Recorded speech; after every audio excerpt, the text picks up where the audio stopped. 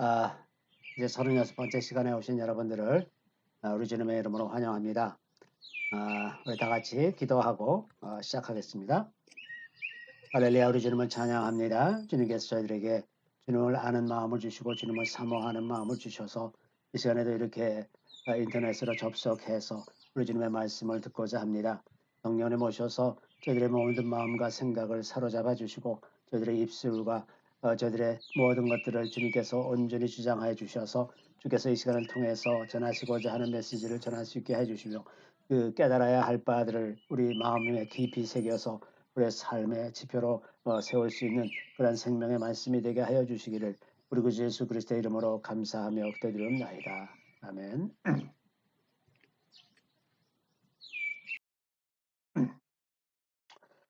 아, 지난주에는 저희가 이제 그 징계와 회복이라는 제목으로 징계와 회복이 언약의 일부라는 것을 말씀드렸고요. 그 다음에 이제 유다에 임한 징계 그 경우를 살펴보면서 그 징계를 순순히 받지 않는 그 인간의 마음, 그것 때문에 오히려 더 상황이 점점 더 악화되는 그런 것들을 우리가 좀 봤고요.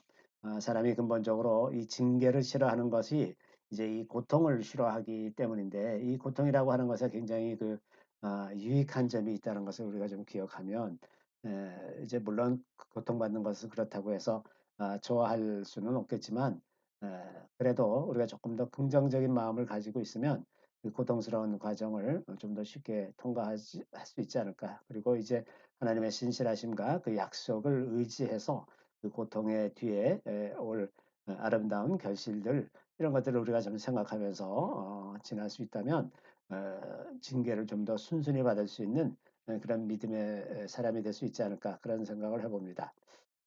그리고 이제 그 예레미야서에 이제 그 대표적으로 그 징계가 임한 케이스인데 예레미야서의 그 말미에 이제 다시 그 회복에 대해서 약속을 하면서 그 약속이 예수 그리스도의 새 언약으로 이어졌다는 것, 그리고 이제 그 남은 자라고 하는 렘넌트라고 그러는데요. 언어는 이게 이제 굉장히 이제 독특한 그런 신학적인 의미가 있습니다. 근데 이제 그 남은 자의 역할이라고 하는 것이 회개하고 돌이키고 이런 일을 할 사람으로 남겨둔 거예요. 그러니까 뭐 그 사람들이 더 특별해서 좀 잘해서 남겨진 것이 아니라 그런 역할을 위해서 남은 자가 있다는 것을 생각해 볼 필요가 있습니다. 지금 시대에서도 그리스도인들 중에서 이제 하나님께서 이 남은 자라 보는 사람들, 믿음을 끝까지 지키고 있는 그런 사람들이 이제 이 땅에 있겠죠. 그 사람들이 해야 할 일이 뭐냐? 회개하고 돌이켜서 하나님의 은혜가 다시 그 언약대로 이루어지게 하는 그 역할을 하는 것이 이제 남은 자의 역할이라고 볼 수가 있습니다. 오늘은 이제 그 일에 대한 것을 좀 말씀드리려고 합니다. 이제 주로 이제 이 직장 생활이라든지 뭐 이런 그 사람이 그 하는 여러 가지 일들 꼭 직장 생활뿐만 아니라 이제 어린 학생들은 공부하는 것, 또 주부들은 이제 가사 일을 한다거나 그 밖에 이제 직장에 나가서 일을 하는 거라든지 혹은 교회에서 무슨 사역을 한다거나 목회를 한다거나 이런 모든 것이 다 이제 일의 범주에 포함이 되는 거죠.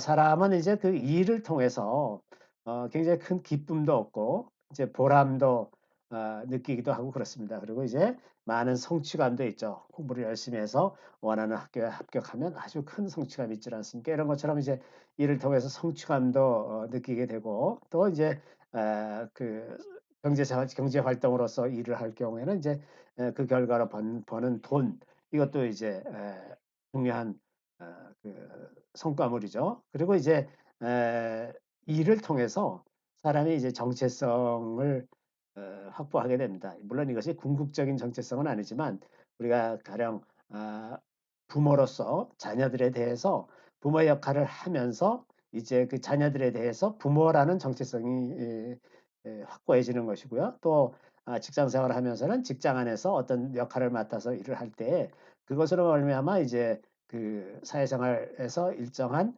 정체성을 갖게 되기도 하죠. 그래서 이제 그 이 일을 통해서 궁극적인 정체성은 우리가 에, 하나님의 사랑받는 자녀라는 것이지만 그거는 이제 변함이 없고 영원한 것이지만 이제 우리가 그 일을 통해서 이런 그 부분적인 정체성을 확보하게 됩니다. 또 이제 그 일을 통해서 사람들이 어떤 일을 같이 한다거나, 가령 뭐 축구 경기를 이제 사람들이 같이 한다 그래도 그 일을 통해서, 그런 일을 통해서 사람들이 서로 그 관계가 증진되고 이런 일들을 이제 많이 경험하지 않습니까? 이제 어떤 일을 같이 해서 잘 협조해서 아주 좋은 성과를 내고 그러면 참 그것으로 인해서 그 일을 매개로 해서 아주 좋은 관계가 만들어지는 것을 볼 수가 있습니다. 이렇게 일이라고 하는 것은 사람에게 있어서 그 삶의 전 영역에서 아주 중요하죠. 어려서부터 그 이제 나이가 들 때까지 계속해서 이제 일을 통해서 뭔가를 이루고 사회적 관계를 만들고 어떤 보람을 느끼고 이제 이런 여러 가지 일들을 다 하기 때문에 일이라는 거는 사람에게 있어서 굉장히 중요한 거죠. 그런데 이제 이거의 문제는 일 자체가 목표가 되는 수가 생기는 겁니다. 일 자체가 중요한 거예요. 그래서 일 자체가 목표가 되면 일이 우상이 되기도 하고 또 요 좀 이따가 이제 보겠습니다마는 그 에베소서 2장 8절 9절에 보면 너희가 그 은혜를 인하여 믿음으로 말미암아 구원을 얻었나니 이것은 너희에게서 난 것이 아니라 하나님의 선물이라 행위에서 난 것이 아니니. 그런데 지금 그 행위라는 것이 그 헬라어 원문에서 보면 일입니다. 일. 일에서 구원 얻는 것이 아니라 그렇게 그 사도 바울이 이야기하는 배경은 사람들이 일로 구원을 얻는다고 생각한다는 거죠. 다시 말해서 그것이 율법을 준수함으로써 구원을 얻는다. 이렇게 생각하는 것이 이제 일로 파악이 되는 겁니다. 경건의 일이죠. 하나님을 섬기는 일, 그 일을 했기 때문에 내가 구원 얻는다는 이런 사고방식이 생긴다는 겁니다. 그래서 일이라고 하는 것은 마치 돈이 그런 것처럼 돈이 이제 하나님의 자리를 차지하는 가장 강력한 하나님의 경쟁자인 것처럼 일도 이제 일 자체가 우상이 될 수가 있어서 일이라는 것이 아주 분명하게 영적인 차원이 있다고 하는 것입니다. 그래서 제가 오늘 말씀드리려고 하는 것은 이러한 그 일이 가지고 있는 그 영적인 차원에 대해서 좀 살펴보고 말하자면 일의 신학 이런 것을 좀 정립하고 우리가 직장 생활이라든지 혹은 가사 일이라든지 우리가 하는 일에 있어서 어떻게 사역도 뭐 물론 해당되고요. 어떻게 해나가는 것이 좋은 것인지 이런 것들을 좀 생각해 보는 시간을 가지려고 합니다. 자, 일이라고 하는 것은 그 기원이 하나님께 있습니다. 하나님이 태초에 천지를 창조하시니라. 이 창조하는 것 자체가 일이지 않습니까? 하나님이 이제 그 일을 시작하셨어요. 그 일을 시작해서 역사를 시작하게 하셨습니다. 그러니까 하나님이 일하시고 또 예수님도 요한복음 5장 17절에 보면 예수께서 그들에게 이르시되 내 아버지께서 이제까지 일하시니 나도 일한다. 일을 하는 거예요. 이게 하나님도 계속 일을 하고 계시고 지금도 우주 만물을 운행하고 계시고 인간의 모든 생사화복을 주관하시고 나라의 운명을 정하시고 교회의 운명을 정하시고 이런 일들을 지금도 계속해서 하나님이 일하고 계시단 말이죠. 그러는 것처럼 예수님께서도 이 땅에 오셔서 계속 일을 하시면서 지내셨어요.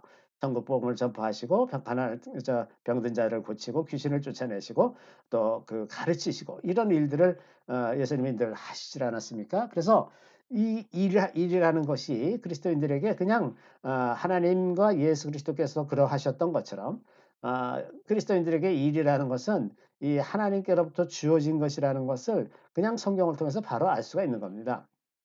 그 하나님께서 이제 그 사람을 지으실 때 여기 이제 문화명령이라고 하는 창세기 1장 27절 28절에 있는 말씀 하나님이 자기 형상 곧 하나님의 형상대로 사람을 창조하시되 남자와 여자를 창조하시고 하나님이 그들에게 복을 주시며 하나님이 그들에게 이르시되 생육하고 번성하여 땅에 충만하라 땅을 정복하라 바다의 물고기와 하늘의 새와 땅에 움직이는 모든 생물을 다스리라 하시니라. 여기 보면 생육하고 번성하고 땅에 충만하고 땅을 정복하고 바다의 물고기와 하늘의 새와 땅에 움직이는 모든 생물을 다스리라. 이게 일이잖아요.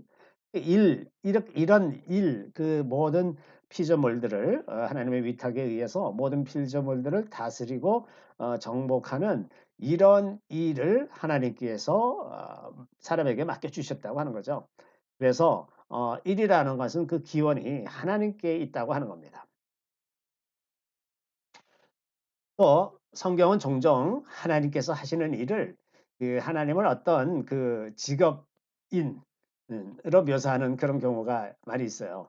예를 들면 스가랴 13장 8-9 절에 보면 "내가 그 3분의 1을 불 가운데 던져 은같이 연단하며 금같이 시험할 것이라." 여기 보면 재련업자가 은을 연단하고 금을 시험하는 것처럼, 그래서 자꾸 거기서 불순물들을 제거하고 또 녹여 갖고 또 불순물들을 제거하고 이러기를 반복해서 인제 고순도의 은이나 금을 만들어내는 것처럼 하나님께서 자기 백성을 그렇게 만드신다고, 그렇게 하시겠다고 이제 표현하고 있는 거죠, 하나님 스스로가. 또 예레미야 18장 1 절에서 6 절에 보면 하나님께서 이 토기장이가 그 흙을 가지고 그릇을 빚다가 그 마음에 안 들면 그 버리고 그걸 뭉쳐 갖고 다시 다른 걸 만든다거나, 이런 일을 그 토기장이가 하는 것을 이제 예레미야 보고 가서 보라 그러고, "내가 이러는 건 할 권한이 없겠느냐? 내가 내 백성을 내가 원하는 대로 그렇게 만들 빚을 권한이 내게 있지 않느냐?" 이제 그것을 그 예레미야에게 설명하기 위해서 토기장이에게 비유를 하셨어요, 예수님 하나님 자신이. 그러니까 인제 재련업자에 비유하시기도 하고 토기장이에게도 비유하시게 하시고, 그래서 자기 백성을 어떻게 다루시는지 그것을 인제 이 직업인에 대해서 빗대서 이렇게 말씀하신 것을 볼 수가 있습니다. 또 욥기 11장 10장 11, 12 절에는 그 사람을 지으신 것을 마치 의리업자가 옷감을 짜는 것처럼 피부와 살을 내게 입히시며 뼈와 힘줄로 나를 엮으시고, 이게 이미지가 인제 옷감을 짜는 과정이죠. 피부와 살을 입히시고 뼈와 힘줄로 엮으시고, 이런 식의 표현이라는 거죠. 또 요한복음 15장 1 절부터 2 절에는 "나는 참 포도나무요 내 아버지는 농부라." 이 농부의 비유를 했어요, 농부. 그래서 그 하나님을 이렇게 재련업자라든지 뭐 토기장이라든지 의리업자라든지 농부, 이러한 표현을 했다고 하는 것은, 그것이 암시하는 바가 뭐냐 하면 일이라는 것은 선한 것이라는 겁니다. 만약에 이게 나쁜 이미지라고 하면 하나님이 그 나쁜 이미지에 빗대서 자기를 말씀하시지 않겠죠. 그렇죠? 그러니까 선한 하나님께서 이런 일에 대한 갖는 생각이 선한 것이라는 거죠, 선한 것. 그리고 이 하나님께서 인제 이렇게 그 직업에 빗대서 말씀하실 때 그 대상이 뭐냐면 자기 백성이라는 거죠. 자기 백성.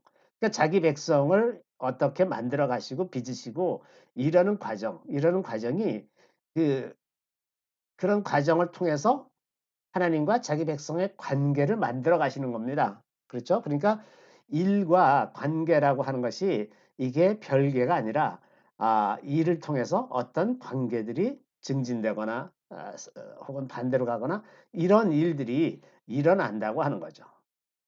그래서 이 일을 통해서 관계가 증진되기도 하고 저하되기도 하고 그렇게 되지 않습니까? 실제로 인간 사회에서도 어떤 일을 잘 같이 힘을 합쳐서 잘하면 관계가 좋아지고 잘 못하면 관계가 나빠지고 이러는 거죠. 이건 뭐 가정에서도 마찬가지입니다. 가정에서 부모가 부모의 역할, 부모로서 할 일을 잘하면 자녀들과의 관계가 아주 계속해서 좋은 관계가 되고, 아주 뭐 자녀들을 내버리고 자기의 할 일을 다 아 팽개치고 다니면은 그 관계가 나빠지지 않습니까? 이런 식으로 그 일을 통해서 관계가 좋아지기도 하고 나빠지기도 하고 이러는 에 그런 역할이 일 안에 있다고 하는 겁니다. 이제 그 성경에서 그 일에 대해서 묘사하고 있는 제일 처음에 나오는 단어가 경작하다라는 겁니다. 이 아바드라는 단어가 창세기 2장 5 절에 나오는데, 하나님이 땅에 비를 내리지 아니하였고 하셨고 땅을 갈 사람도 없었으므로, 여기 땅을 갈 사람, 이 갈 사람 이제 그 전에 성경에서는 경작 이라는 단어를 썼는데 여기 이제 땅을 갈 사람도 없었으므로, 이게 이제 그 아바드라는 히브리어인데, 이 아바드라는 히브리어에서 인제 종이라고 하는 오벳이라는 단어가 나왔습니다. 그래서 섬기다 그러면 에베드 이렇게 되죠. 그런데 이 경작하다, 이 땅을 경작하다라는 이 단어가 동시에 섬기다, 혹은 예배하다, 기도하다 이런 뜻도 있습니다. 아바드가. 그래서 이제 성 베네딕트 수도원에 기도는 노동이요 노동은 기도다. 이제 그런 표가 이 단어예요. 이 아바드라는 단어가 기도가 노동이고 노동이 기도다. 같은 아바드죠. 노동도 아바드고 기도도 아바드입니다. 그 이제 예수원에도 그 베네딕트 수도원의 표를 그대로 따서 어 기도는 노동이요 노동은 기도다. 이제 이런 그래서 기도와 노동을 함께하는 그런 공동체를 만드신 거죠. 자, 이 단어가 아 함축하고 있는 의미는 뭐냐면 일이라고 하는 것이 일 자체가 하나님을 섬기는 거라는 겁니다. 이것이 중요합니다. 일 자체가 하나님을 섬기는 거예요. 아주 본질적으로 하나님을 섬기는 것이 일입니다.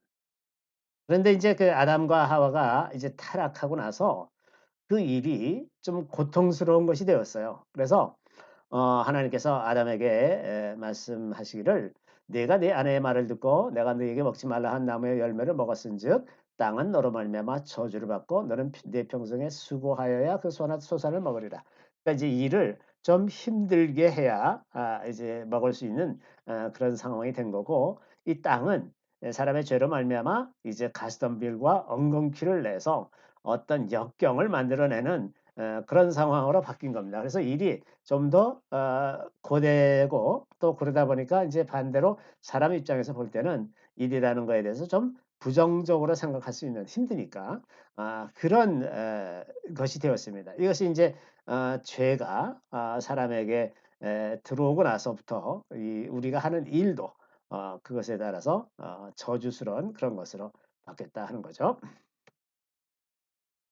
자, 그러니까 이제 그렇게 되다 보니까 이 일이 어 그 자기의 그 정체성을 만들어내는 그런 것이 됩니다. 그러니까 에베소 2장 8절 9 절에 너희가 그 은혜에 의하여 믿음으로 말미암아 구원을 받았으니 이것은 너희에게서 난 것이 아니요 하나님의 선물이라 행위에서 난 것이 아니니 이는 누구든지 자랑하지 못하게 함이라 그러는데 이 행위로 번역된 이 단어가 그 헬라어에서는 에르곤 일입니다. 에르곤이라고 일입니다. 일로 한 것이 아니다. 일. 그 많은 사람들이 오늘날에도 그 어떤 종교적인 일, 뭐 봉사하고 기도하고 저 헌금 많이 하고 이러는 것으로 구원 얻는다고 은연중에 착각, 생각으로는 '은혜로 구원 얻었다.' 이렇게 생각을 하지만 실제 행동을 보면 자기도 모르는 사이에 기도를 많이 했으니까, 헌금을 많이 했으니까, 봉사를 많이 했으니까 그래서 구원 얻는다고 스스로 착각하는 그런 성향이 있죠. 그 일에 의존하고자 하는 것이 사람에게 아주 뿌리 깊은 죄성입니다. 자기의 공로로 자기가 한 것으로 그거에 대해서 평가받는 것 그것이 이제 아주 뿌리 깊은 죄성인데 그래서 사람은 거의 본능적으로 일 자체가 목적이 되기가 참 쉽습니다. 일의 기원은 하나님을 섬기는 것인데 일이 나를 드러내는 것이 될 가능성이 많은 거예요. 그러니까 일을 내가 많이 했다든지 잘했다거나 뭐 이런 것으로 평가받는 것. 그것이 이제 나의 업적이 되질 않습니까? 그래서 일을 통해서 자기의 존재 가치를 확인하는 거예요. 자기 스스로에게도 확인하고 이웃들에게서 그것으로 인정을 받습니다. 그러는 것처럼 하나님도 그것으로 자기를 인정할 것 같은 그러한 착각에 사로잡히기가 참 쉬워요. 그래서 일 자체가 목적이 되는 겁니다. 그래서 그것으로 내 인생의 의미를 확보할 뿐만 아니라 또 일에서 그렇기 때문에 내가 구원 얻는다. 그러면 내 세대에서도 시큐리티를 확보하는 거지 않습니까?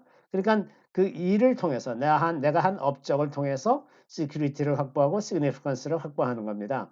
그리고 이제 그 일을 통해서 돈을 많이 벌어 놓으면 돈을 쌓아 두면 내가 인생이 더 안전하다. 시큐리티가 있다. 이제 이렇게 생각하게 되는 거죠. 그래서 일을 통해서 이제 존재 가치를 얻으려는 그런 성향이 사람 안에 뿌리 깊게 있습니다.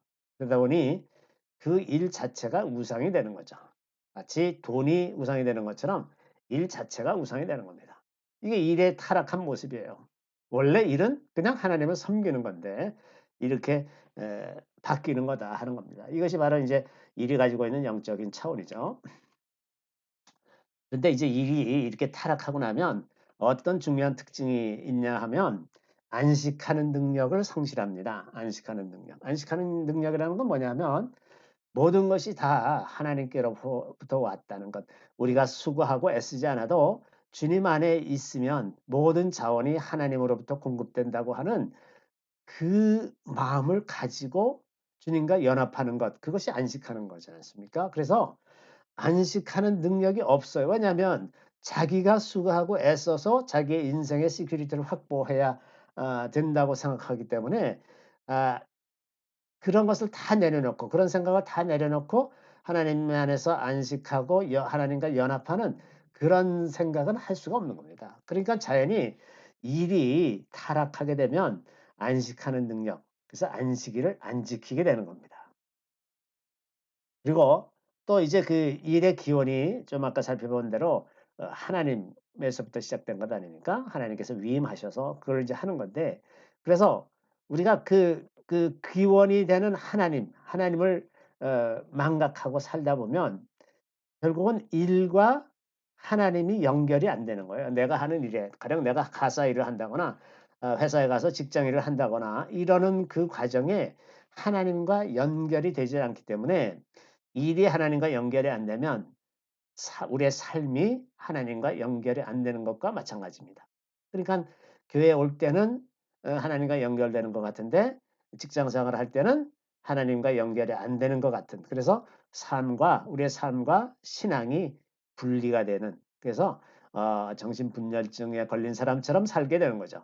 교회 가서는 교인처럼 살고 세상에 가서는 교인이 아닌 것처럼 살고 이렇게 되는 거죠. 그래서 일을 어떻게 생각하느냐 이것이 사실은 우리 일상생활에서 그 중요한 부분을 차지하기 때문에 이게 굉장히 중요한 거죠. 또 일을 이제 일에 타락한 또 다른 측면은 뭐냐면 일을 통해서 다른 사람에 대한 통제와 지배를 강화하려고 합니다. 예를 들면 교회에서 목사님들이 목사님들은 뭐 따로 세상에 나가서 일하는 일이 없으니까 그 교회 안에서 아주 무지 열심을 해요. 무지 열심으로 하면서 "내가 이렇게 열심히 하는데 너희들은 뭐 하냐?" 그러면서 세상에서 지금 나가서 일을 하고 뭐 바쁘고 시간 없고 피곤하고 이런 사람들을 교회를 다 끌어들여 가지고 거기서 또 막 이런저런 봉사 일을 시키고 많은 일을 시켜요. 그러면 평신도들은 그걸 보고서 되게 미안해하는 거예요. '목사님들은 열심히 하시는데 시간도 많이 내시고 힘들게 하시는데 내가 못 도와드리는구나.' 그러면서 아주 어 꼼짝을 못 하는 거죠. 그러면서 스스로 자책하면서 인제 그 통제와 지배 관계가 형성이 되는 겁니다. 인제 이런 것뿐만 아니라 직장에서도 마찬가지예요. 자기가 어떤 사람들은 자기가 아주 엄청 열심히 헌신해서 이렇게 하면서 다른 사람들에게 많은 걸 요구하는 거죠. 그러니까 이렇게 어떤 계약이나 이런 노동 계약이나 이런 거에 의해서 요구되는 것보다 더 많은 것을 "나는 이렇게 하는데 너는 뭐 하냐?" 이런 식으로 인제 그 일이 다른 사람을 통제하는 수단이 되는 그런 경우가 이제 더 많이 있습니다. 또 이제 오늘날 현대 사회에서는 노동이 이제 상품이지 않습니까? 노동력을 제공하고 돈을 받는 이제 이런 프레임에서 노동을 제공하다 보면 그 노동을 통해서 자기가 돈을 받는 목적으로 이렇게 노동을 제공하다 보면 그 노동이 굉장히 비인격화될 가능성이 많이 있습니다. 그러니까 자기가 어떤 거기에 이렇게 나의 인성을 동원해서 정성껏 무슨 이렇게 무슨 사랑을 가지고 무슨 이렇게 한다기보다는 단지 돈을 벌기 위해서 그런 목적으로 필요한 만큼만 자원을 투자하면서 하게 되기 때문에 그래서 이제 노동의 과정을 통해서 오히려 인간이 소외되는 이런 현상이 나타납니다. 이게 이제 20 세기 이후에 나타난 사회적인 문제죠. 그래서 이제 마치 큰 대중사회 같은 그래서 분위기에 휩쓸리고 사람의 생각, 유행 뭐 이런 게 많이 휩쓸리고 살아가는 그런 유형의 사람이 되는 그런 경우가 굉장히 많죠. 이제 이게 가령 이제 이건 좀 빗나가는 얘기입니다마는 농업하는 사람, 직접 농사 짓는 사람들에게서는 자기가 그냥 수고한 대로 받는 대가, 그 노동력이기 때문에 훨씬 더 인제 이런 소외 현상이 덜한데, 이런 대도시에서 어떤 큰 직장에 아주 부품처럼 일하는 사람들에게서는 이런 인간 소외 현상 같은 그런 현상들이 잘 나타나기가 쉽습니다. 자, 이제 또 이 노동에 대해서 교회 안에도 굉장히 이제 부정적인 영향을 받은 그런 요소들이 있습니다. 가령 뭐 우리나라는 전통적으로 유교 사상의 산업공상, 이런 틀의 사고방식이 많이 있어서 그 일이라고 하는 것이 어떤 계층을 가지고 있는 것 같은 느낌. 그래서 뭐 오늘날도 무슨 변호사 뭐 이런 것은 좋은 직업이고, 무슨 몸을 쓰는 직업은 뭐 좀 하찮은 직업 같이 생각하는 그런 분위기가 이제 한국 사회에 많이 있다 보니까 일에 대해서 어떤 계층적으로 생각하는, 계급적으로 생각하는 그런 성향이 교회 안에도 있습니다. 또 이제 교회를 일에 대해서 굉장히 위협적인 거는 이제 분리주의적인 성향인데, 이 분리주의라고 하는 것은 세상과 교회를 분리하고, 세상은 더러운 것이고 내가 마지못해서 돈을 벌기 위해서 할 수 없이 사는 것이고, 내가 원래 있어야 할 것은 교회다. 이제 이렇게 해서 교회와 세상을 분리하는 어 이러한 태도가 있어요.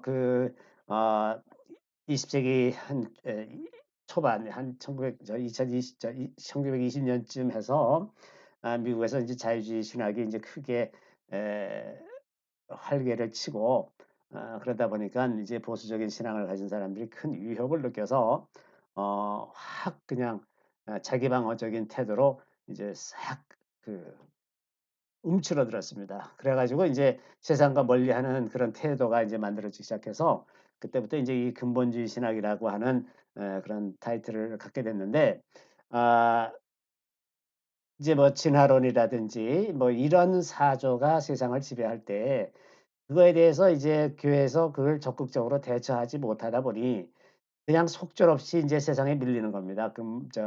뭐 이 진화론이나 공산주의 사상이라든지 이런 것의 본질이 뭔지를 파악하고 그것을 좀 적극적으로 했었어야 될 텐데, 그런 것들은 아마 좀 아쉬운 점이죠. 이렇게 지적인 능력이 딸려서 그걸 대처를 못 했어요. 못하다 보니까는 교회가 점점점 이제 밀려납니다. 이제 점점 변방으로 밀려나서 교회 안으로만 이제 갇히게 됐죠. 갇히게 된 데다가 그다음에 이제 정교 분리라는 것. 교회 안에 지금도 한국에서도 이제 많이 이런 얘기를 많이 하는데, 정치와 종교가 분리된다. 그리고 물론 헌법에도 종교와 국교를 인정하지 않는다 뭐 이런 거 있어요. 물론 국교를 인정하는 것까지는 필요가 없습니다. 그런데 이 정교 분리라고 하는 것이 물론 맨 처음에는 중세 시대에 교회의 권력이 너무 커서 시작된 거예요, 이게. 예? 세속 권력이 커서가 아니라 교회 권력이 너무 커서 교황이 막 왕을 막 파문도 할 수 있고 막 이러는 시대가 되니까, 그리고 이제 교황이 많이 부패해 있고, 그래서 그것이 너무나 부정적인 영향이 많아서, 그래서 이제 이 교황으로부터 독립하면서, 그러면서 이제 정교 분리를 주장한 거예요. 그러니까 세속 권력이 정교 분리를 주장한 겁니다, 이게. "제발 좀 우리 좀 놔 줘라. 더 이상 세상 일에 간섭하지 좀 말아 달라." 이렇게 부탁하면서 정교 분리 인제 그런 것이 했는데, 그런 것이 인제 어느 정도 이렇게 형성되면서 근대 사회를 형성하다가, 이 공산주의자들이 WCC 이런 것을 통해서 이것을 아주 내세우도록 공작을 했습니다. 이게 기록이 있더라고요. 그래서 각 교회에서 이제 각 나라에서 정교 분리라는 것을 자꾸 내세워서 교회가 세상에 하는 일에 아무 얘기도 못하도록 입을 틀어막기 시작했어요. 그러다 보니 교회는 그냥 "너네 복음만 전해라. 무슨 뭐 세상에 대해서 이야기하느냐." 이런 사조가, 가령 예를 들어서 미국에서는 1960 년대 후반에 존슨이 대통령일 때 만약에 교회가 종교적인 정치적인 발언을 하면 그 교회는 면세 혜택 원래 이제 이 종교법인 이거는 다 세금을 면제해 주니까 면세 혜택을 받지 못하는 법을 만들었어요. 그러니까 그 이후로 미국 교회가 세상이 하는 일에 대해 아무 말도 못하고 있습니다.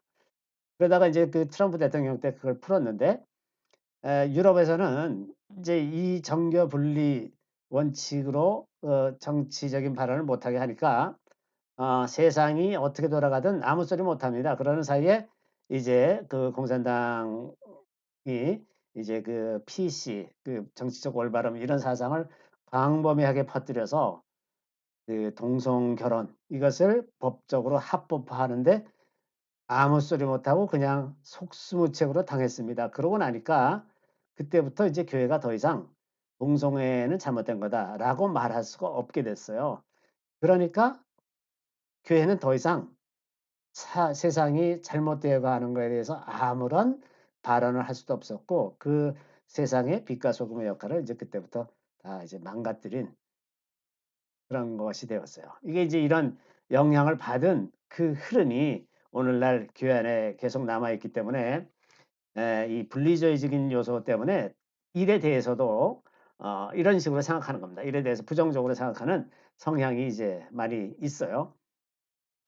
게다가 이제 서구 사회가 그 헬레니즘의 영향을 많이 받았고 헬레니즘의 이 영적인 것은 이 육적인 것, 이 세상의 것, 물질적인 것을 좀 경시하는 그런 성향이 있어요. 그 이원론으로 이해를 하고 구원은 깨달음이다. 지적인 것이고 그 영적인 것이다. 그리고 이제 이 땅에서 이 물리적인 세계에서의 구원에 대해서는 뭐 전혀 이야기도 하지 않고 가르치지도 않고 이제 그런 영향이 교회 안에 이제 계속 있는 거예요. 그런데 이제 그 성 베네딕트 수도원은 거기서 인제 그 공동체를 이루면서 일을 하고 같이 노동을 하고 기도를 하고 여기 제가 일 플러스 노동이라고 잘못 적었네요. 일 플러스 기도 그리고 거기서 연구를 했습니다, 연구. 많은 연구를 이제 수도원에서 하게 됐어요. 그래서 중세사를 읽어 보면 중세사에 중요한 영향을 끼친 많은 제도 이런 것들이 수도원에서 만들어졌다는 것을 알 수가 있습니다. 예를 들면 요즘에 그 국제 무역의 아주 표준적인 방법으로 사용하는 신용장 제도라는 것이 있습니다. 양국의 그 은행을 매개로 해서 거래하는 상대방들이 내가 이 물건을 수입하면 반드시 이 돈을 이 은행을 통해서 주겠다. 이것을 이제 은행을 매개로 해서 하기 때문에 서로 얼굴 한번 본 적 없는 거래자 당사자들끼리 그 신용장 레터 오브 크레딧을 가지고 인제 거래를 하거든요. 이 신용장 제도를 수도원에서 만들었습니다, 수도원에서. 근대의 많은 제도들이 이렇게 수도원에서 만들어져 가지고 일과 기도와 연구가 한 곳에서 이루어지게 됐는데 이것을 두고 그 토인비라고 하는 역사학자는 "서구 문명이 동양을 앞지르게 된 것은 이 수도원 때문이다." 이렇게 얘기합니다. 이게 굉장히 중요한 거죠. 중요한 건데 오히려 지금 와 가지고 이제 그 헬레니즘적인 영향, 이 분리주의적인 사상, 우리나라는 그 유교적인 사상 이런 것으로 인해서 이를 좀 경원시하는 좀 세속적인 것으로 생각하는 그런 경향이 있고 또 교회 안에서도 무슨 문제가 있냐면 교회 안에서도 하는 일에 계급이 있습니다, 계급. 그래서 목사나 선교사가 하는 일은 위대하고 멋있는 일이고 평신도들이 하는 일은 하찮은 일이고 이런 계급이 있는 이런 것들이 이제 일의 신학을 다 망가뜨리고 제대로 이해하지 못하게 만들고 그래서 세상에서 빛과 소금이 되는 것을 방해하는 그런 요소들이 되어 있습니다. 자 그래서 일이 이제 자기 하나님께서 기름 부으신 그 위치로 지금 돌아가야 하는데 어 일을 이제 그래서 회복해야 되는 거예요. 영적으로 회복이 돼야 되는데 일에 대한 생각과 그렇고 실천이 이렇게 회복이 돼야 되는데 이것을 생각할 때 우리가 어디서부터 시작할 거냐? 가령 가장 큰 계명, 하나님을 사랑하고 이웃을 사랑하라고 하는 가장 큰 계명에서 어떻게 하나님을 사랑하고 어떻게 이웃을 사랑할 것인가? 우리가 말로 사랑할 건가? 아니죠. 이게 일입니다. 일이 거기에 반드시 포함이 되는 겁니다. 뭔가를 하는 거예요. 하나님을 사랑하기 위해서 뭐 예배를 드리거나 기도를 하거나 뭔가가 이제 일어나야 되잖아요. 뭔가를 일어나야 되고 또 이웃을 사랑하려면 무엇보다도 몸을 움직여야 되죠. 무슨 일을 해야 합니다. 일을 해서 뭐 가난한 사람들에게 가서 그 하다 먹이고 뭘 입히고 뭔가를 해야 되지 않습니까? 그것을 하기 위해서 돈을 벌어야 되고 이런 모든 일들이 다 지금 가장 큰 계명을 실행을 하려면 반드시 일을 통해서 하도록 되어 있는 거죠. 또 우리가 세상의 빛이고 소금이다 이렇게 말씀하시면 그냥 가만히 있으면 되는 것도 아니고 말로만 한다고 되는 게 아니죠. 가서 뭔가 빛이 되고 소금이 되려면 일을 통해서 그것이 드러나는 것 아닙니까? 일을 통해서 또 아까 우리 살펴본 문화명령이라는 것, 다스리고 정복하고 땅에 충만하라 이러는 것들도 다 무슨 일을 통해서 하는 겁니다. 게다가 이 복음 명령에 이제 하나님께서 하시는 그 명령이 두 가지가 이제 이 문화 명령과 복음 명령인데 마가복음 16장 15절에 보면 또 이르시되 너희는 온 천하에 다니며 만민에게 복음을 전파하라 그랬어요. 근데 여기서 이제 만민에게라고 번역된 에, 헬라어가 크티시스라는 이 단어가 만민이 아니라 만물입니다. 만물. 만물. 만물에게 복음을 전하라 하는 겁니다. 그러니까 이 만물에게 복음을 전하는 거에는 사물, 물질 세계가 포함이 되는 거예요. 그래서 이게 일이 포함이 되는 겁니다. 일. 물질 세계에 대한 일이니까. 그래서 이 하나님의 명령을 우리가 수행하면서 이 땅에 산다 그러면 그것이 일을 통해서 하는 것이고 일이 그러니까 그 일이 하나님의 뜻대로 이루어져야 되는 것일 수밖에 없습니다. 그리고 이제 아울러서 일을 회복하는 데 있어서 중요한 것은 안식을 회복하는 것입니다. 안식이 회복되지 않으면 일이 회복되지 않아요. 안식이 회복돼야 일이 자기의 위치에 들어가는 거예요. 그렇지 않으면 일이 우상이 되는 겁니다. 그래서 안식은 우리가 들어가야 할 목표예요, 원래. 그러니까 일하기 위해서 안식하는 것이 아니라 안식하기 위해서 일을 하는 겁니다. 그리스도인들은 안식하기 위해서 일을 하는 거예요. 안식이 궁극적인 목표죠. 자, 그래서 안식에 들어가기 위해서 이제 일을 하는데 그것을 일을 통해서 이 안식에 들어가는 게 아닙니다. 이미 예수 그리스도를 믿음으로 안식에 들어가는 거예요. 일을 통해서 들어가는 것이 아니라 이미 들어갈 약속이 있기 때문에 일을 하는 거예요. 그래서 안식은 이게 하나님의 선물입니다. 우리 일을 하지 않아도 안식할 수 있어요. 그래서 일의 대가로 우리가 안식을 누리는 것이 아니라 이미 주신 안식에 들어가기 때문에 기쁜 마음으로 일을 할 수가 있는 겁니다. 이미 결론은 다 나 있는 거고 지금 하는 거는 그래서 그 하나님 주신 은혜에 감사하고 즐거워서 주님께서 원하시는 대로 일을 할 수가 있는 거예요. 그래서 안식을 모르면 일이 우상이 될 수밖에 없습니다. 그러니까 안식의 선물을 받은 사람은 일을 의무감으로 하는 것이 아니라 즐거움으로 하게 되어 있습니다. 즐거움으로 하는 겁니다.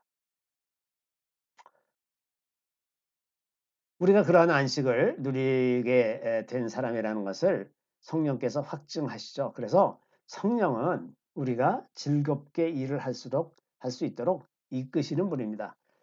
그래서 우리가 그 일터에서 직장에서 성령을 의지하면서 일을 하는 것이 이것이 그리스도인들에게는 마땅한 겁니다. 그냥 성령은 교회에서만 일하시는 하나님의 성령이 아니시고 일터에서도 어디건 우리가 가사 일을 하건 직장에 일을 하건 교회 일을 하건 어디서 일을 하건 성령은 우리의 일을 즐겁게 자발적으로 기꺼이 할 수 있는 그런 길로 이끄시는 분이시라는 겁니다.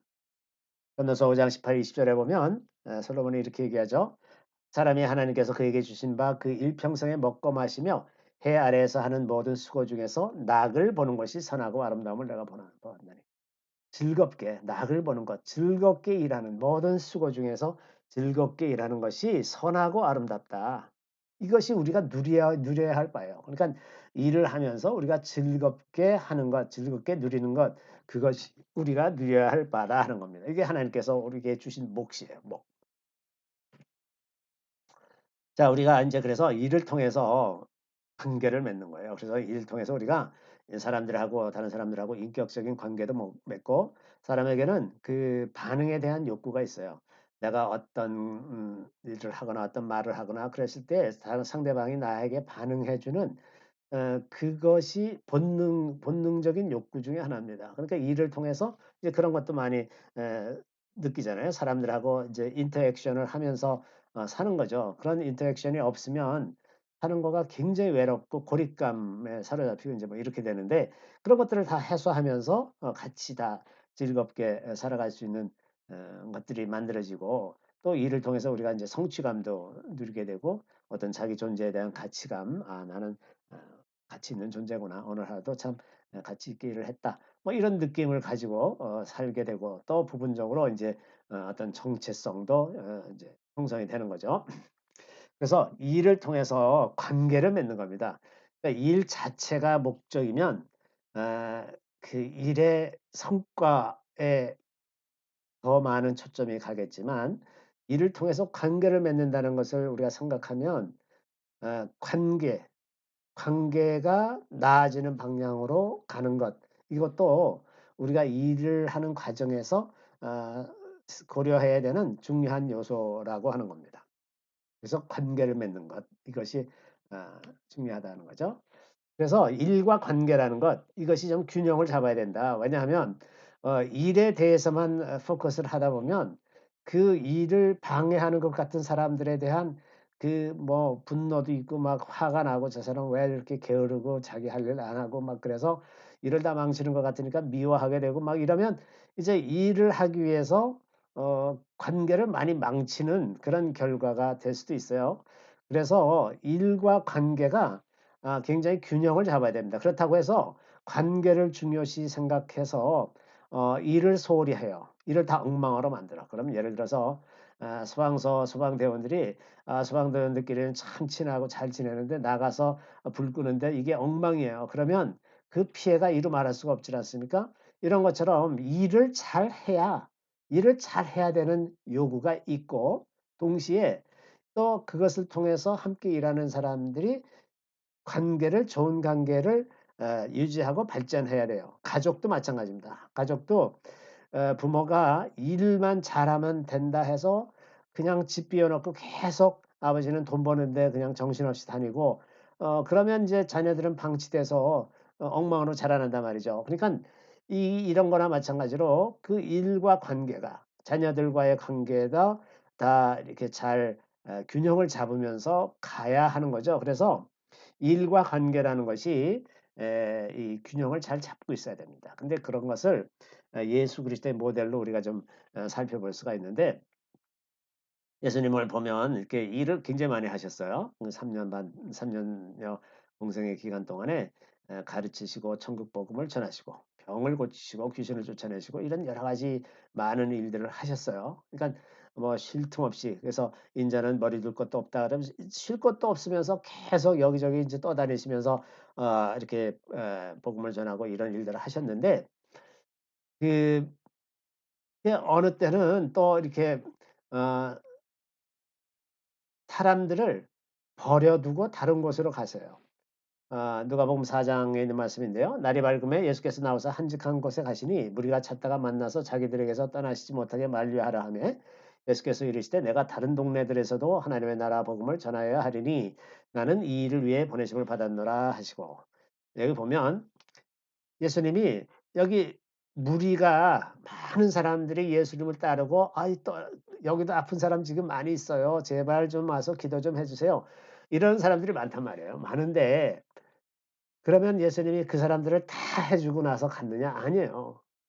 얼마만큼 하고서 가시는 거예요, 다른 데로. 왜? 다른 데 가서도 지금 해야 되기 때문에.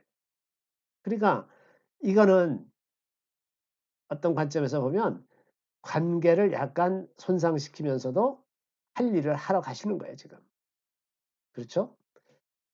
완전히 관계만 생각한다면 만류하는 사람이 있으면 계속 그 사람들 붙잡고 그 사람들이 만족할 때까지 거기 계셨어야 할 거예요. 그런데 그렇게 하지 않으시고 다른 데로 떠나가세요.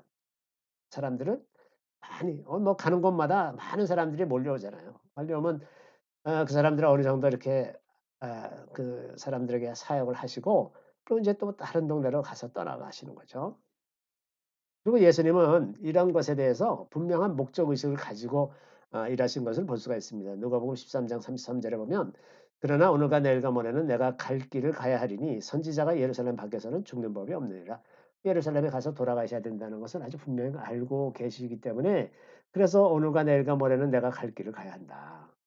이제 쭉 그것을 분명히 어떤 목적과 스케줄을 가지고 일하셨던 것을 우리가 짐작할 수가 있습니다. 그러니까 일에 대해서 예수님께서 이 땅에 오셔서 해야 할 일들에 대해서 예수님은 아주 분명한 그런 생각을 가지고 계신 것을 우리가 알 수 있습니다. 그런 반면에 또 이런 측면도 있어요. 예수님이 아무리 일이 바쁘고 사람들이 많이 몰려와도 때때로 홀로 산에 올라가서 하나님께 기도하는 시간을 가졌습니다. 이런 기록이 여러 군데 나오죠.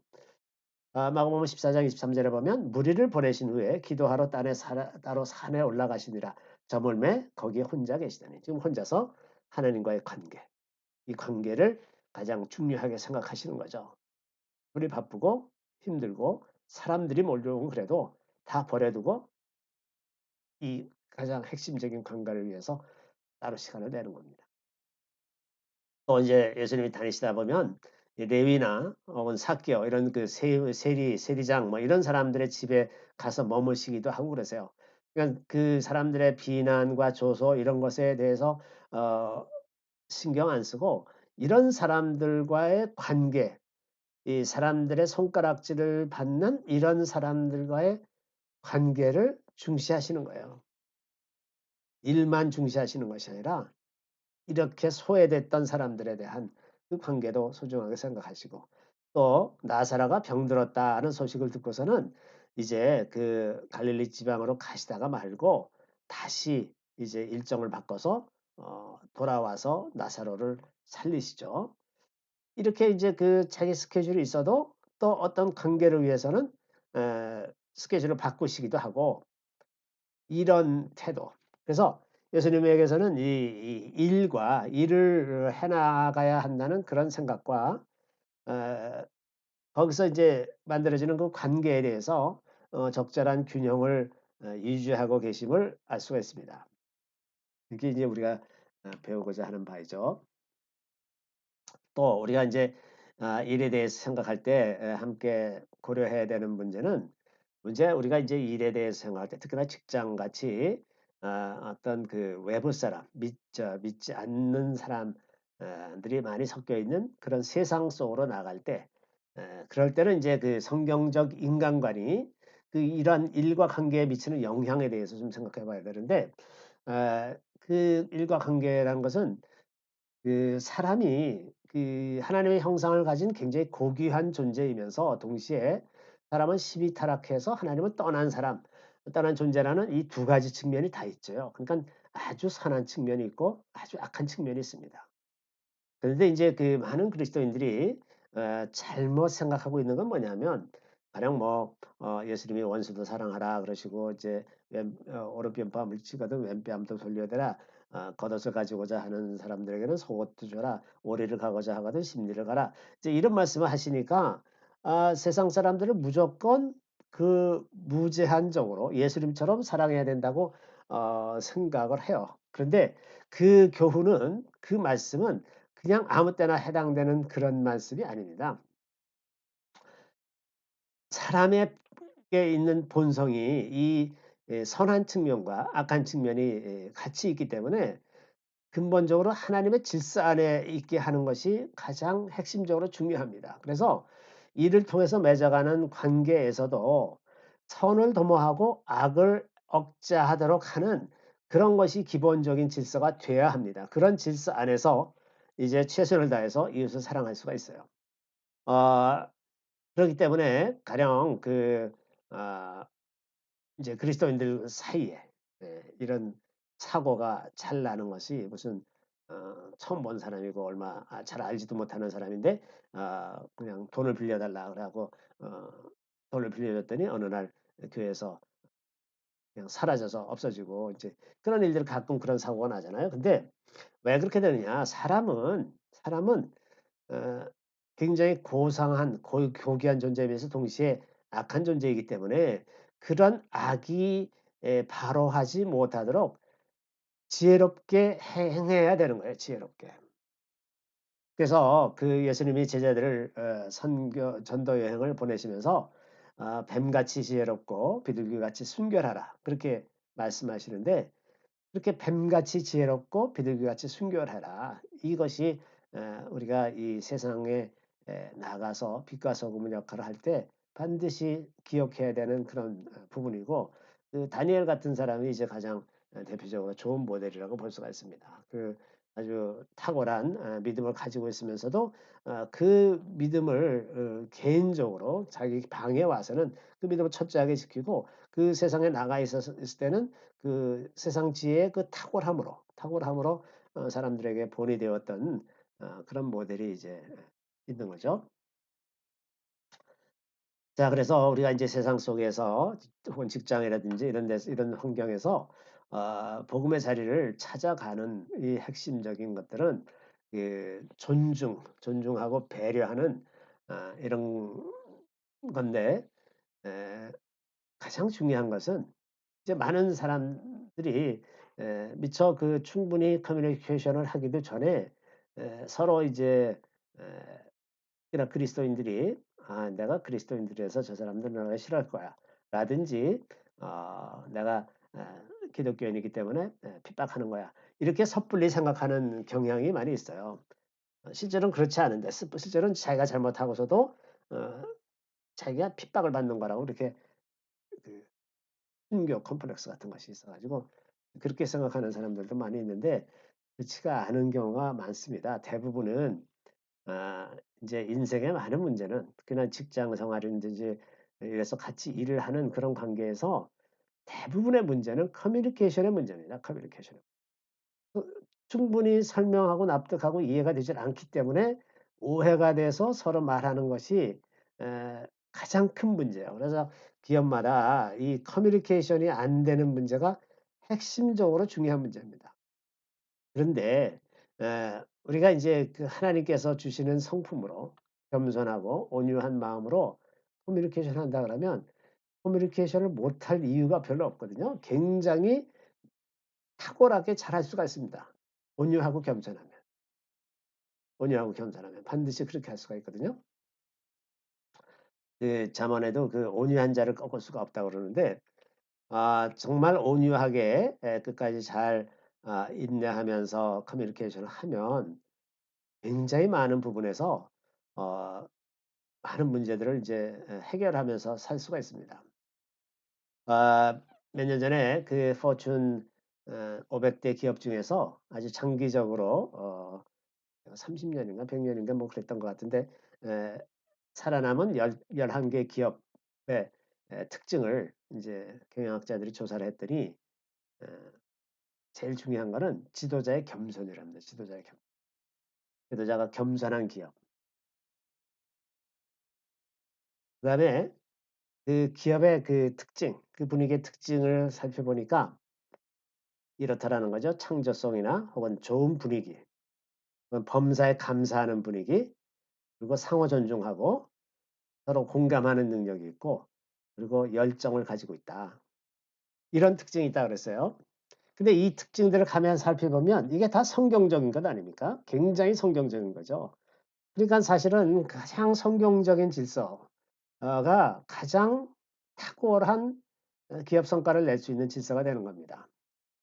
이게 이제 기업에서뿐만 아니라 가정에서도 이렇게 이런 분위기를 만든다면 굉장히 훌륭한 자녀들로 자라날 수 있지 않을까.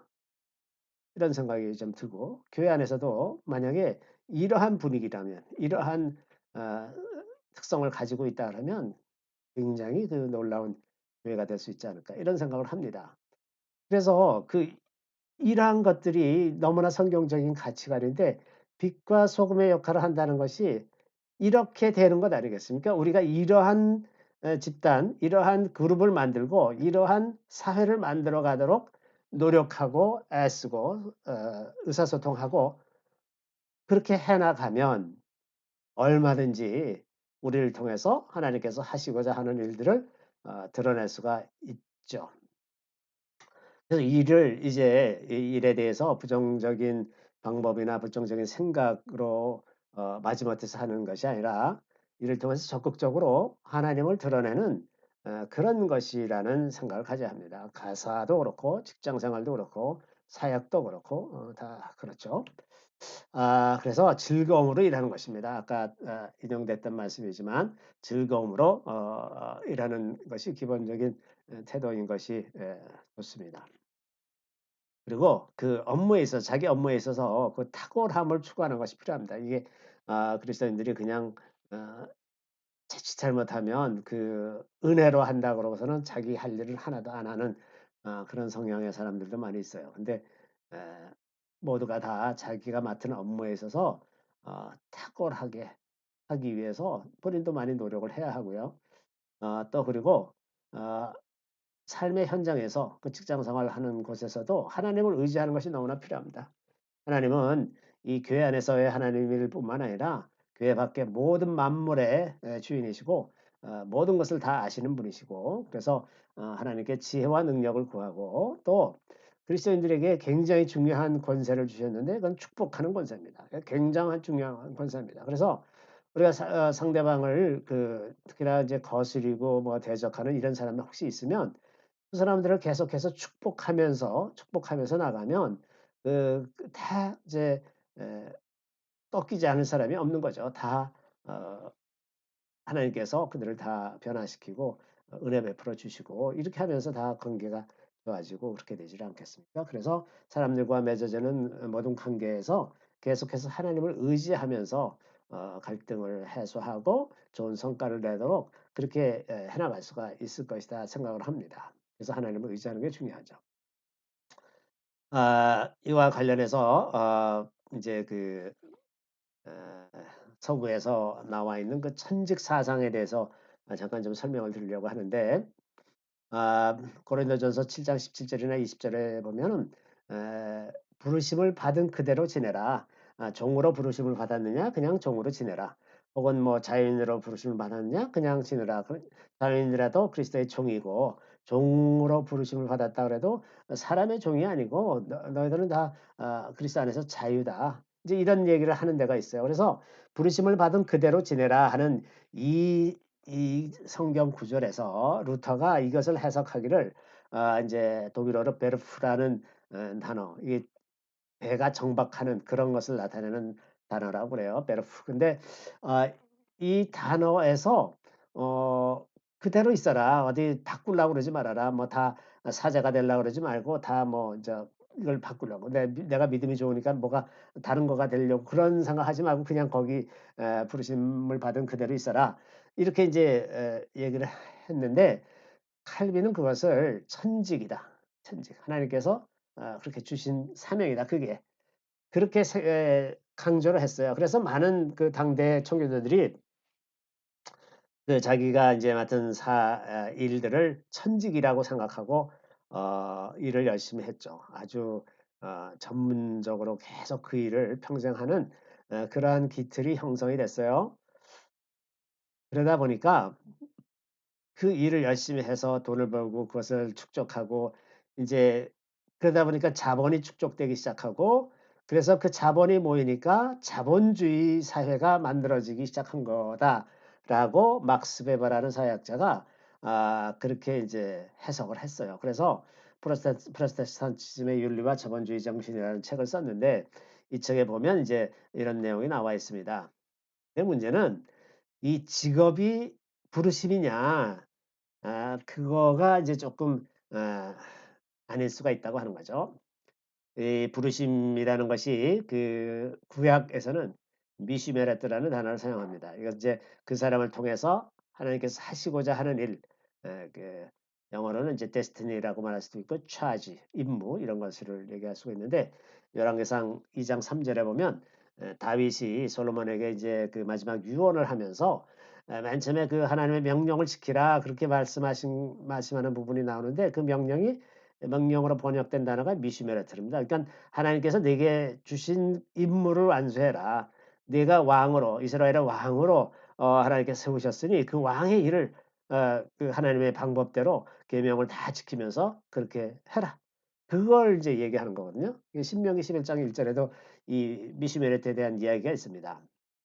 이런 그 부르심이라고 하는 것은 내가 생각하는 어떤 그 부르심이 아니라 기본적으로 공통적으로 해야 되는 것들이 있는데 첫 번째는 그 언약 백성들 중에서 부르시는 것이고 두 번째는 그 계명들을 다 지키는 그 틀에서 하는 겁니다. 그러니까 이 부르심은 하나님의 질서를 세워가는 그런 것, 그 중에서 특정하게 하나님의 계획과 목적에 맞게끔 가는 이런 상태가 부르심이라고 말할 수가 있어요. 그래서 그거는 꼭 직업과 일치하는 것은 아닙니다. 우리가 하는 일보다는 그냥 존재에 관한 것일 수도 있고 그래서 부르심은 일보다도 훨씬 크고 일은 부르심의 일부를 구성할 수 있지만 전부는 아니다. 일이 전부는 아닙니다. 이 부르심은 꼭 일이 아니고 혹은 직업이 아니고 우리 존재일 수도 있고 그 언약 백성으로서 하나님의 계명을 지키고 하나님의 질서를 세워가면서 그의 뜻대로 그가 계획하시는 바대로 살아가는 그 모든 것이 다 부르심이라고 말할 수가 있습니다. 그래서 이것은 직업과는 좀 다르다. 근데 이제 칼빈이 이야기한 거는 그래서 너무 협소하게 그 직업에 대해서만 얘기했던 단점이 있습니다. 여기 이제 여기서부터는 그 문화적인 성향이 미치는 영향에 대해서 좀 설명하려고 제가 이것을 예전에 만들어 놨던 자료를 다시 인용을 했는데요. 이건 이제 간단하게 설명하고 넘어가겠습니다. 이제 그 제가 이제 이 책 저자 이름을 까먹었는데 예전에 저희가 성교학부에서 공부할 때 이제 그 소개받아서 읽었던 책인데 사모아에서 선교사로 하시던 분이 이제 그 문화의 그 차이들에 대해서 이제 연구를 해서 쓴 책인데 여기에 이제 이런 것들이 있습니다. 문화가 이제 두 가지 유형이 있는데 이게 문화가 어떤 나라 단위로도 그런 특색이 조금 더 강하고 어떤 것이 더 강하고 어떤 것이 약하고 이제 이런 것이 있지만 개인적으로도 조금씩 다를 수가 있거든요.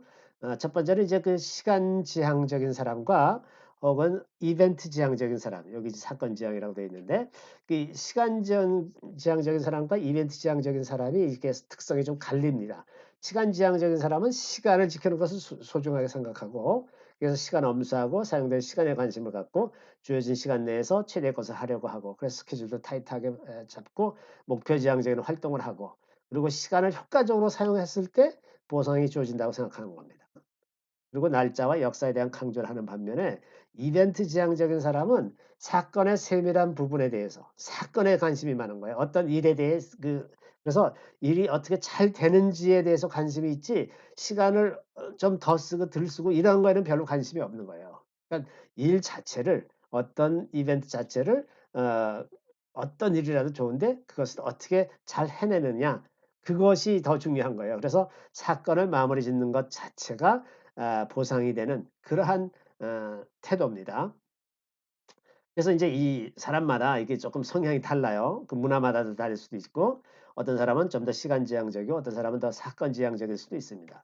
또 이분법적인 사고를 하는 사람과 전체적인 사고를 하는 사람이 있습니다. 그 이분법적인 사고를 하는 사람들은 흑백, 옳고 그름 이렇게 해서 질서가 아주 눈에 딱 보기 좋게 딱딱 정리되어 있는 사람 이런 사람들이 되게 이제 이분법적인 사고를 하는 그런 사람인 반면에 전체적인 사고를 하는 사람은 판단이 이제 항상 열려 있어서 이렇게 그 사람의 생각을 들으면 뭐가 이렇게 딱 명확하게 되어 있는 것 같지 않은 그런 겁니다. 그런데 이제 전체적으로는 하나를 이루는 그러한 아주 그 전체적으로 한꺼번에 생각하는 그러한 성향을 가진 사람이 있어요.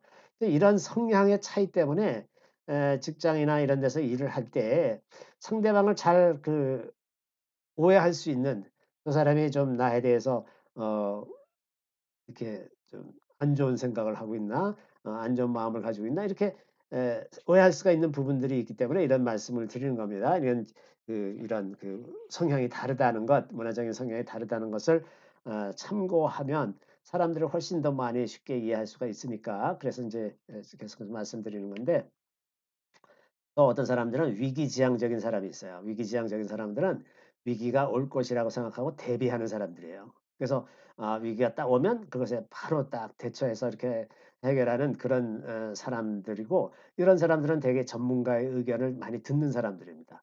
근데 그런 반면에 비위기지향인 사람이 있어요. 그러니까 '위기가 올 가능성이 별로 없다. 아이 뭐 괜찮아. 뭐 와서 그때가 오면 그때 가서 하지.'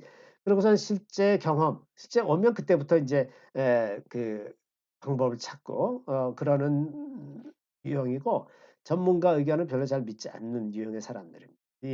이 사모아에 계시던 이 선교사님이 사모아에 살다 보니까 태풍이 온다 그래서 인제 되게 서구에서 온 선교사들이나 서구 사람들은 태풍이 온다 그러면 다 식량도 미리 사고 뭐 물도 준비하고 다 그래서 만반의 대비를 하고 인제 태풍이 오기를 기다리는데 사모아 사람들은 당시에 아무 대비도 안 한대요. 아무 대비 안 하고 와서 인제 태풍 불어서 집 무너지면 그때부터 다시 또 지으면 되고 미리 뭐 이렇게 난리치면서 그렇게 살질 않더라는 거죠.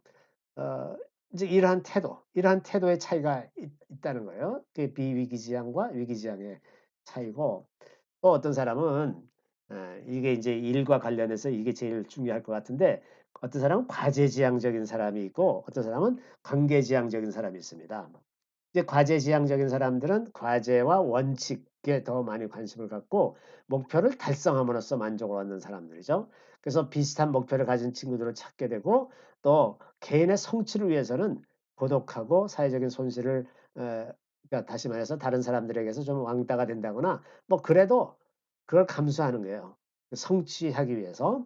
반면에 지향적인 인간관계를 지향하는 관계지향적인 사람들은 다른 사람들의 관계에 관심을 갖고 다른 사람들과의 상호 반응 속에서 만족을 얻는 사람들입니다. 그래서 집단지향적인 그런 친구들 이렇게 많이 여러 사람들이 어울려 다니고 이러는 걸 좋아하고 고독을 싫어하고 집단을 위해서는 개인적인 성취도 희생하는 그런 사람들. 그래서 이런 에 관계지향적인 사람과 과제지향적인 사람 이런 성향에 따라서 같이 일을 할 때 그 특성이 이제 두드러지게 드러나면 그런 것을 이제 충분히 소통하지 못하게 되면 일하는 게 굉장히 어려워지거든요. 그래서 이러한 특성들을 좀 이해를 하고 그럴 때 사람들을 어떻게 지혜롭게 대할지 그것을 좀 더 연구하고 그럴 필요가 있겠죠. 또 이제 지위 중심으로 생각하는 사람이 있습니다. 그런 반면에 업적 중심으로 생각하는 사람이 있습니다. 그러니까 개인의 아이덴티티는 지위 중심인 사람은 출생 성분과 사회적 지위에 의해서 결정된다고 생각하는 거죠. 그래서 사람을 존경하는 것은 그 사람의 지위, 어떤 지위를 갖고 있는 사람인지 그 사람에게 이제 존경을 표시하는 거고 업적 중심인 사고방식을 가진 사람은 그 업적 얼마나 어떤 일을 했는가 그거에 대해서 인제 존경을 표시하는 그런 거죠. 이게 이제 업적 중심하고 아 지위 중심인 차이고 또 마지막으로 어떤 사람들은 그 연약한 부분 자신의 연약한 부분을 감추는 사람이 있는가 하면 그것을 기꺼이 드러내는 사람이 있습니다. 이게 아주 중요한 또 차이가 있어요. 그래서 연약한 부분을 감추는 사람은 어떤 희생을 치르더라도 자신의 이미지를 보호하려고 애를 씁니다. 그래서 실수와 실패를 피하려고 이제 그것 때문에 이제 비난이 오고 뭐 이럴 가능성이 있으니까 그리고 이제 업적의 질을 강조하고 자기 자신이 알고 있는 한계를 넘으려고 하지 않아요. 아주 조심해서 왜냐하면 해서 실수하다 보면 인제 그 연약한 부분이 드러나게 될 테니까. 그리고 비난받기를 거부하고 그리고 약점을 감추기 위해서 활동에 적극적으로 참여하지도 않고 그리고 자기와 다른 견해를 즐거워하지 않고 비판도 받아들이지 않고 그리고 그래서 사생활을 잘 알리지 않고 이런 특징이 있습니다. 반면에 연약한 부분을 기꺼이 드러내는 사람들은 실수와 실패에 대해 비교적 관심이 없습니다. 어떤 일을 끝내는 것 그 자체에 관심이 있고 자신의 한계를 기꺼이 넘어가고 잘 모르는 일도 기꺼이 한다. 왜? 뭐 하다가 실수할 수도 있다 그렇게 생각하고 하니까 그냥 대담하게 자꾸 하고 하다 보면 이제 되기도 하고 안 되기도 하고 그러는데 그래서 인제 남들이 비난하거나 자기 약점이 있다거나 이런 것도 뭐 기꺼이 다 받아들이고 다른 사람들의 비판에 대해서도 열린 태도를 가질 수가 있고 자신의 사생활에 대해서 기꺼이 자연스럽게 말할 수가 있습니다. 이제 이런 것들을 쫙 살펴보면 우리가 이제 성경적으로 생각해 봐야 되는 그런 부분들도 있습니다. 자신의 연약함을 너무나 감추고 이러는 것은 결국은 하나님 앞에서도 감추려는 태도가 될 수도 있거든요. 그래서 자기 자신을 있는 그대로 받아들이는 그런 측면에서 자기를 좀 살펴볼 필요도 있고요. 또 과제 중심적인 사람 혹은 관계 중심적인 이런 것들도 주님께서 이 일과 관계의 균형을 잘 이뤄가면서 사신 것들을 이제 살펴보면서 어떻게 할 것이 지혜로운가. 이것이 뭐 하나는 100점 하나는 빵점 이런 것이 아니라 자기의 성향에 따라서 그게 뭐 4대 6이 될 수 있고 5대 5가 될 수 있고 약간 그럴 수가 있지만 그런 편차가 있을 수가 있지만 가령 어떤 사람은 뭐 과제 여 열 뭐 관계 제로 이러면 이제 이렇게 극단적으로 가면 그것이 다 잘못된 성향일 수가 있죠. 그래서 노력해야 될 부분이 있다고 이렇게 생각할 수가 있고요. 그래서 이 문화적인 성향을 그냥 뭐 이게 그냥 다 있는 그대로 받아들이라는 뜻이 아니라 이것에 있어서 그 적절한 균형을 잡고 있지 못하는 측면이 있는지 그래서 그것으로 인해서 다른 사람들과 어떤 불필요한 갈등을 만들어내고 있는 것은 아닌지 그런 것들을 좀 한번 자기 자신을 점검해 볼 그런 필요가 있다. 그런 생각에서 이것을 잠깐 소개해 드렸습니다. 오늘은 여기까지 하겠고요. 다음 시간에는 이스라엘에 대해서 좀 말씀드리려고 합니다. 이것으로 마치겠고 혹시 질문 사항 있으면 댓글에 남겨주시기 바랍니다. 잠시 기도하고 마치겠습니다. 할렐루야 주님 감사합니다. 오늘도 우리 일의 영성에 대해서 우리 함께 많은 생각을 나누었습니다. 주님 우리가 일에 우리 삶에서 일의 자리를 성경적으로 볼 수 있는 눈을 회복시켜 주시고 그래서 우리가 이 땅에 살아가는 모든 날들 동안 즐거워하며 우리가 일하며 기쁨으로 일하며 많은 사람들에게 좋은 관계를 이제 만들어가는 그런 일 또 좋은 실적으로 많은 사람들에게 유익하게 하고 기쁘게 하는 그러한 일꾼들이 다 되어갈 수 있도록 저희들에게 지혜와 능력을 더하여 주시기를 원합니다. 우리 주님을 찬양합니다. 언제나 함께하여 주시는 것을 주님 감사하고 모든 말씀 예수 그리스도의 이름으로 감사하며 기도드리옵나이다. 아멘. 감사합니다.